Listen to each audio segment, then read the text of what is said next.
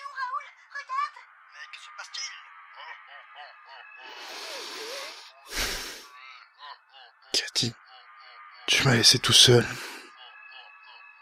Si au moins, je sais pas, si au moins on avait eu un enfant, j'aurais pas été comme ça. Sans personne. Ah, je l'aurai. Qu'est-ce que tu regardes? Les petits chats animaux. Tu me fais un peu de place? Oui, on a une vieille histoire. T'aimes bien ça? Père Castor, mettez-nous tout.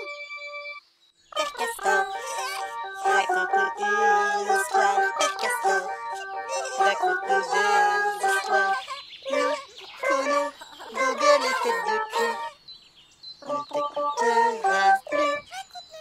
Sans que toi, Père Castor, tu nous bouffes une histoire encore. Toi, qui nous embasses.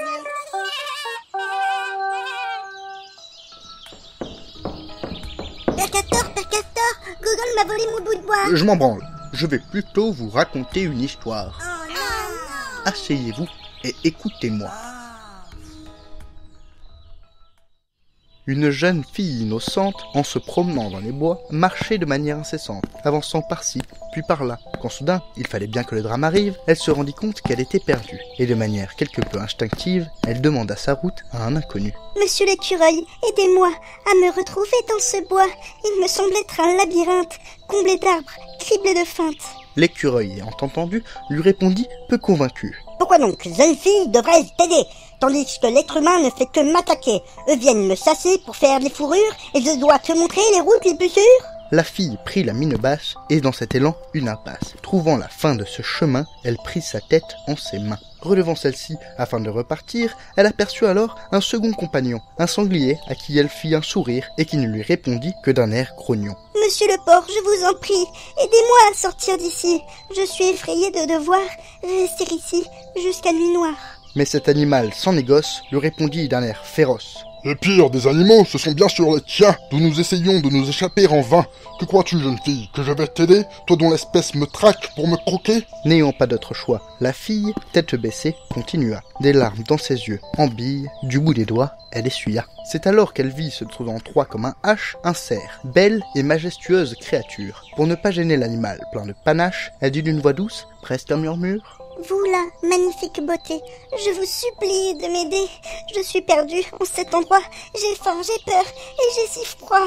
Le cerf, ancré dans ses idées, lui rétorqua sans hésiter. Et c'est donc une blague que tu me fais là? Toi dont l'espèce n'a pas once de pitié? Les miens tués pour le sport de ces scélérats te cracheraient au visage s'ils le pouvaient. La fille s'éloigna au trot et sur ce, fondit en sanglots. Triste, des larmes plein les yeux, commença à parler un peu. Les animaux, par conséquent de pitié, s'approchèrent de la fille pour écouter. Se sentant chose justifiée, plein d'empathie, ils écoutèrent attentivement aussi. Pourquoi donc, à cause des miens, vous trois refusez de m'aider? Qu'est-ce que je vous ai fait? Rien. Ne pouvez-vous pas pardonner? Les bêtes, devant cette peine, lui répondirent plein de gêne. Nous sommes confus.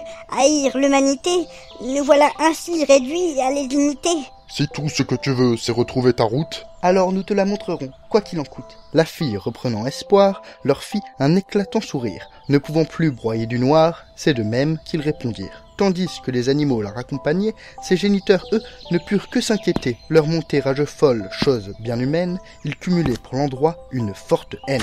Toi, tu étais dans la forêt, mais depuis que l'on te répète que tu ne dois pas y aller, tu n'en fais vraiment qu'à ta tête. Cet endroit est trop dangereux. J'ai des amis, des relations qui raseront en moins de 2 ce mal public pour la nation. 2 semaines plus tard, le bois était détruit, et dans cet élan, les animaux massacrés. Un grand parking, ne dévoilant plus de secrets, le remplace. C'est nettement plus sûr, la nuit.